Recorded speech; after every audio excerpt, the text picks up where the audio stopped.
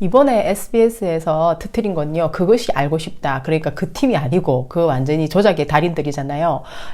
끝까지 판다 팀이었거든요. 근데 끝까지 판다 팀은, 지금 이거 터뜨리기 전에, 얼마 전이죠. 그러니까, 이제 삼성의 이건희 문제를 이제, 팠어요. 그래서 나는 엄청나게 이제 신뢰하게 된, SBS가 자기들이 그래도 오랫동안 방송을 해왔기 때문에 한쪽에서는 저렇게 조작을 해서 지금 완전히 신뢰가 추락을 했지만 또 한쪽에서는 살아나기 위해서 노력하나 보다. 그럼 같은 PD가 같은 사람일 수 있잖아요.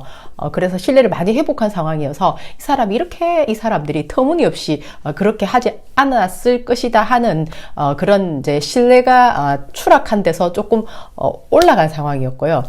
손혜원 의원 같은 경우에는 그때 박근혜를 탄핵하는 그 과정에서 청문회 하는 과정에서 보니까 엄청 사람들에게 인기가 많더라고요. 그래서 뭔가 이렇게 항상 돌직구를 날리고 진실한 말을 하는 사람인가 보다 하고 이제 지켜봤거든요. 그랬는데 이제 박영선하고 이렇게 왔다 갔다 하는 과정에서 사람들이 좀 더 소탈하고 솔직하고 하니까 이제 박영선보다 손혜원에게 어떤 제보를 더 많이 하고 했더라고요. 그래서 이제 박영선은 또 말을 굉장히 조리 있게 잘하잖아요. 뭐가 또 선명하게 전달도 잘 되고 이러니까 자기가 제보받은 것을 또 박영선한테 줘서 박영순이 또 이제 이렇게 청문회에서 그 일을 이끌어 가는데 서로 간에 이제 도우고 하는 걸 보니까 보기 좋았어요. 저도 역시 인기 있는 이유가 있구나 이렇게 생각을 했거든요. 그러니까 이제 아주 그 사람에 대한 이미지가 좋은 상태에서 이제 그다음부터 추락하기 시작한 거예요. 왜?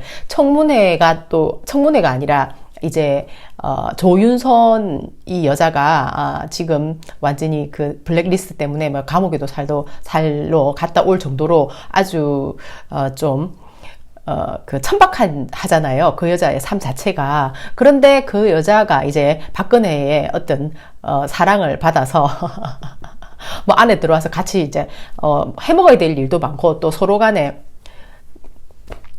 무언의 어떤 그런 명령을 잘 수행할 수 있는 사람이라고 보고, 김종민이 아니라 그때 그 당시에 어려웠잖아요. 이제 박근혜 쪽에서. 그러니까 진짜 자기 수족 같은 여자가 필요했기 때문에 사람들이 전부 다 반대했으나 그 여자를 이제 끝까지 사인해가지고 집어넣지 않습니까? 근데 그때 그 당시에 이제 질문하고 대답하는 과정이 있었어요. 이 여자가 장관으로서 적절하냐 안 하냐. 그런데 손혜원이 질문하는 내용이 뭐냐면은 질문이 아니라 문화재가 요렇고 저런 문화재가 있는데 그 사실에 대해서 아느냐, 그런 것에 대해서 좀 앞으로 관심을 써줄 수 있겠느냐, 뭐 이렇게 질문하는 겁니다. 그건 질문이 아니고 이제 그 사람 아예 처음부터 인정해 버리는 거잖아요. 그런데 조윤선은 그냥 보통 사람들이 봐도 진짜 아니 올시다, 너무나 부패하고, 그런데 이제 그런 사람을 검증하는 자리에서 검증이 아니라 전혀 엉뚱하게 시간을 그렇게 써버리는 거 보면서 저는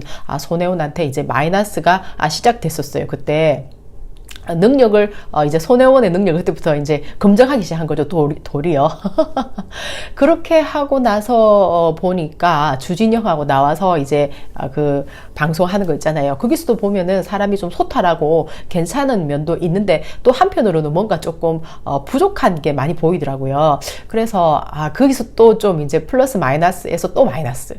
그다음에 이제 그 야구 선수한테 하는 것도 이제 뭔가 이렇게 어설프고 또 부족해 보이고, 그다음에 신재민한테 하는 것도 내가 봤을 때는 좀 어른 같은, 엄마 같은 그런 마음이 너무나 부족하다. 완전히 자기 마음에 안 든다고 해서 공격하는 방법이 너무나 이제 교양이 없는 거예요. 그래서 이제 마이너스가 된 데서 사건이 탁 터지니까 이제 끝까지 판다가 그 삼성을 터뜨렸듯이 이제 민주당에 아주 어떻게 보면은 민주당에서 중요한 역할을 하는 사람이잖아요. 이런 사람에게도 뭐 이제 칼을 들이대는 이런 프로인가 하고 이제 연결선에서 생각을 한 겁니다. 그러고 또 모포가 그렇게 내부적으로 이제 아주 그냥 슬럼화된 데가 그렇게 어마어마하게 많고, 그런 과정을 전혀 이제 모르다 보니까 그냥 부동산에 대해서는 굉장히 이미지가 안 좋잖아요. 우리나라 부동산 공화국이고 뭐 어쩌고 저쩌고. 근데다가 이제 이 끝까지 판다에서 얘기한 거는 손혜원이 9채를 샀는데 전부 다 이제 자기가 명의 안 사고 23살짜리 조카 뭐 이런 조카들한테 명의를 줘서 샀다. 그리고 바닷가에도 또 샀다. 뭐 이렇게 이제 아주 손혜원에게 불리하게 그 내용을 만들어낸 거잖아요. 그렇다 하더라도 이제 그냥 상식 안에서 내가 판단할 때는 부동산 투기는 나쁜 거지 이렇게 생각을 했었어요. 그러니까 이제 그 목포에 안 가본 사람으로서 이렇게 부동산이 서울이나 부산에서는 막 투기 열풍이 불어가지고 엄청난 사건들을 많이 봤기 때문에 거기와 좀 연관성을 가지고 생각을 했죠. 그런데 그러고 이제 손혜원 이분이 한 말이나 SBS 한 말이 서로 간에 이제 부딪혔기 때문에 뭐 고소 고발한다 해서 그러면 나중에 이제 판명 나겠지 했는데 하루 만에 그냥 보니까 누가 잘못인지 바로 드러나는 거예요. 보니까. 그러니까 끝까지 판다가 결국은 신분 세탁을 한 거였어요. 자기들이 삼성을 터트리면서 이제 이미지를 올려놓고는 요럴 때 써먹으려고 이제 했겠죠. 왜냐면 여기는 태영건설 마피아족들이 하는 방송국이잖아요. 그러니까 이게 중앙일보에 났던 기사의 사진인데요. 이게 뭐냐면은 이제 그 문화재 지정으로 재개발이 물 건너갔다 이러면서 기사가 난 거였어요. 그러니까 결국은 문화재 지정으로 그때 지금 현재 이제 손혜원 이분이 9채 샀다고 하는 그 곳에 사람들이 투자를 좀 이제 개인적인 투자를 해달라고 한 거잖아요. 이래 기업이 들어가고 완전 싹 다 밀어버리고 자기들이 원하는 어떤 그 토건 마피아들의 세상을 만들려고 하는 것을 이제 문재인 정부에서 손혜원 이분이 문화재 하시는 분이니까 손을 잡고 이제 그 민간인들이 이것을 그냥 그대로 가져갈 수 있도록 온갖 방법을 연구를 하고 있었던 거죠. 근데 그것을 저는 이제 손혜원이라는 분에 대해서는 이제 그 인상이 마이너스를 가지고 있다 보니까 그냥 뭐 그런가 보다 했지 뭐 특별하게 관심을 가지고 있지 않았던 거예요. 근데 그런 어떤 그 주권자들도 꽤 많이 있다는 거죠. 이번 기회에 이제 또 이 토건 마피아들의 오히려 뒤에서 해먹는 이게 더 드러나는 계기가 되었기 때문에 오히려 뭐 잘 되었다라고 볼 수도 있을 것 같아요. 그리고 이제 실제로 조카가 23살짜리에게 뭐 1억을 줬다 했는데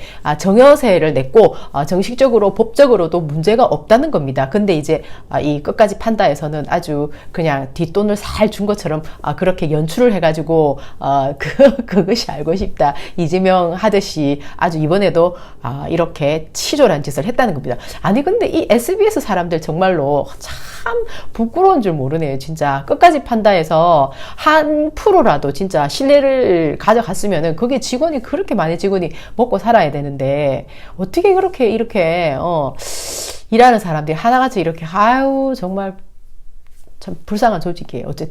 어쨌든 다행이다. 이분이 말하는 내용을 보면은 알 수가 있잖아요. 일단은 나는 이제 인터뷰를 듣기 전이었고요. 오늘 이제 인터뷰를 다 들어봤거든요. 들어보고 또 보좌관이 하는 인터뷰도 들어봤어요. 그러니까 진짜로 투기 목적을 가지고 있었으면은 목포에 그 흐름한 곳에서 하지는 않는다. 어쨌든 그렇다 하더라도 매끄럽지 못하게 된 부분은 있다고 보는 거잖아요. 그것은 어쨌든 의도가 불순하지 않았다면은 차츰 해결될 것이다 이렇게 생각을 해요. 어차피 SBS에서 이런 짓을 한 것은 이게 중앙일보에 난 거니까 삼성 마피아들 요것들도 전부 다 그 부동산으로 완전히 한몫 챙긴 거 아닙니까? 우리 국민들의 아주 피를 빨아먹는 존재들이죠.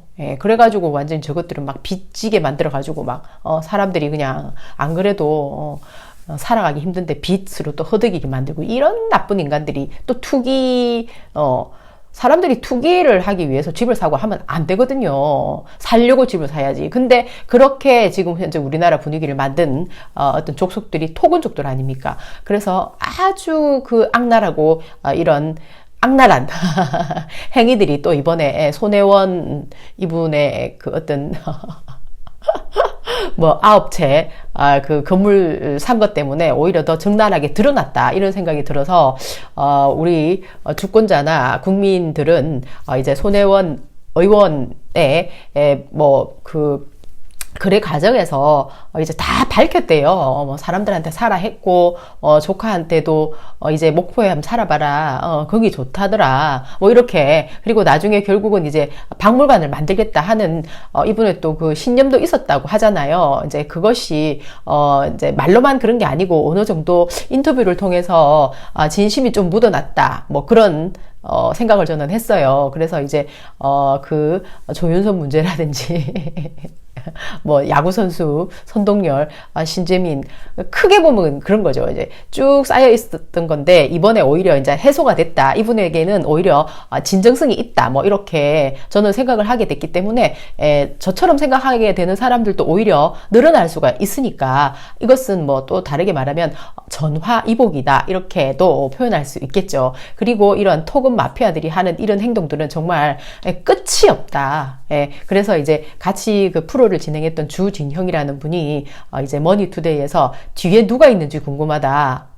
라고 얘기했거든요. 뭐 그것은 SBS 태연건설 토건족들하고 그 다음에 여기 중앙일보에서 이 기사를 낸 걸 보면은 뭐 그것들이 다 서로 간에 연결되어 있으면서 어떻게 이 어마어마한 돈을 다 꿀꺽 저들끼리 삼킬까 요런 연구만 하고 있는 아주 그냥 부패한 집단들 아닙니까? 하여튼 이번 기회에 손혜원 의원님의 진정성을 제가 그래도 하루 만에 알아내서 다행이라 생각하고 이제 섣불리 끝까지 판단을 조심해서 되는데 믿어가지고 상처를 준 부분에 대해서는 죄송하다는 말씀을 드립니다.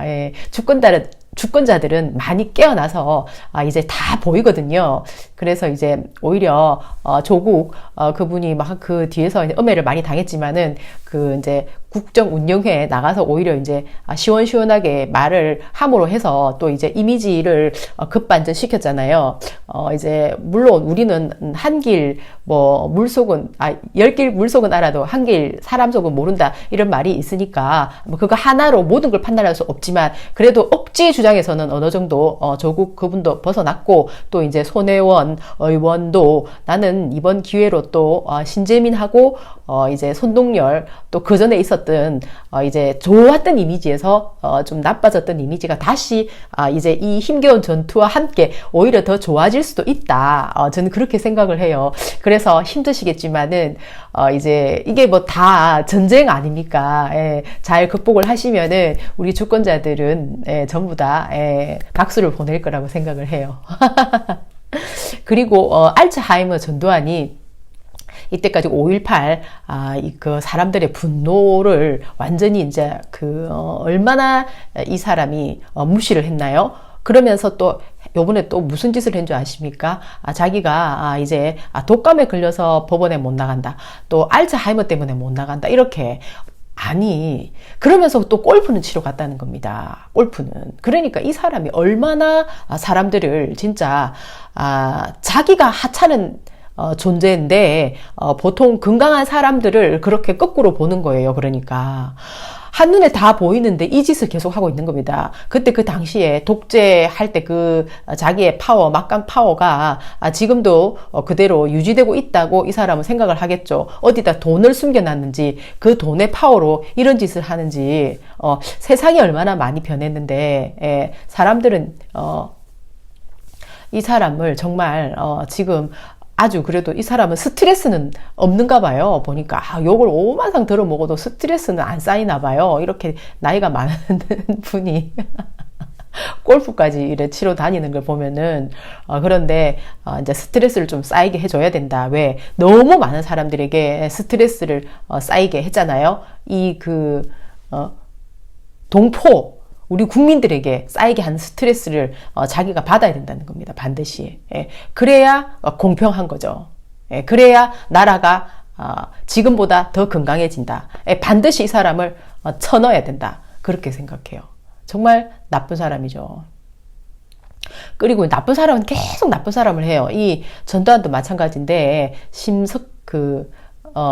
심석희한테 코치 하면서 왜 이제 성폭행했던 이 조재범 있잖아요. 이 사람이 또 무슨 나쁜 짓이 또 들통났냐면은 사문서를 이제 위조를 한 게 또 하나 더 추가해서 들통이 난 겁니다. 그러니까는 이제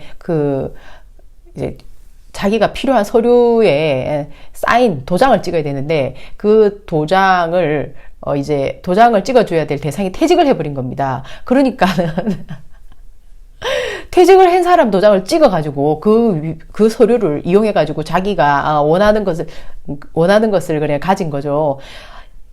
이 사람 진짜 계속 이렇게 드러나네요. 아이고, 앞으로도 계속 더 있는 거 아닌가 모르겠습니다. 나이도 37살이던데 어떻게 사람이 이렇게 겹겹이 이렇게 나쁜 짓만 골라서 하고 살아가는지. 만약에 이번에 이것도 안 들켰으면 계속 이렇게 더 큰 죄를 저지르면서 살아갔을 것이다. 그렇게 우리는 유추 해석해 볼 수가 있는 거잖아요. 근데 나쁜 짓 하는 사람은 계속 나쁜 짓 해요, 진짜. 근데 좋은 일 하는 사람은 또 계속 좋은 일을 한다 하는 생각이 들어요.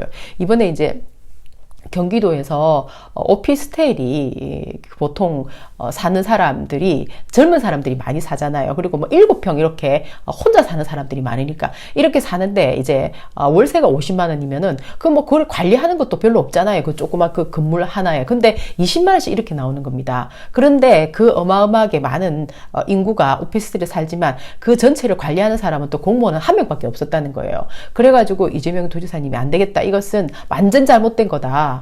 이것은 진짜 고급 아파트에 평당으로 계산했을 때 매겨지는 관리비라는 거예요. 그러니까 완전 이 법이 잘못돼가지고 그렇잖아요. 그래가지고 아주 대폭 뜯어고치기 위해서 이제 전문가 팀을 구성한 겁니다. 그래갖고 1명에서 25명으로 늘렸어요. 그래서 변호사, 그다음 회계사, 주택관리사, 민간 전문가 뭐 이렇게 집합 건물에 대한 그런 구성 걸 완전히 이렇게 이번에 이제 완성을 했나 봐요. 그다가 이제 아주 분쟁조정위원회를 또 만들었습니다. 그렇게 해서 정부에도 적극 이제 필요한 것은 이제 요청하고 해가지고 이 불합리를 바로 공정으로 바꾸는 그런 작업에 또 돌입을 하신 겁니다. 와, 진짜 경기도는 진짜 너무 멋진 것 같아요. 그리고 또 이제 경기도 관리비 이것 말고 또 경기도에서 이제 놀랄만한 일이 하나 더 있던데 깜깜이 오피스텔 이거 말고 이게 하나 더 있는데요. 이게 뭐냐면요. 이제 전화번호를 입력을 딱 하잖아요. 그러니까 사채나 아니면 성매매 알선 이런 막 뿌리잖아요. 아니면 벽에 붙여놓고 이런 거에 어떤 사람이 유혹이 돼가지고 돈이 필요하고 막 해가지고 하잖아요. 그러면은 아예 경기도에서 차단시켜버리는 거예요. 그런 불법 업체를. 그래서 아무리 노력을 해도 안 가는 겁니다. 뚜뚜뚜뚜 소리만 나고 그냥 끝나버리는. 야, 이거 완전 천재적인 거 아니에요? 그래서 불법적인 것은 아주 땅에 붙일 수 없도록 그렇게 만드는 거죠. 완전 진짜 짱이에요, 짱. 야. 그래가지고 어떤 사람이 진짜 댓글 너무 예쁘게 하나 달아놓은 게 있더라고요.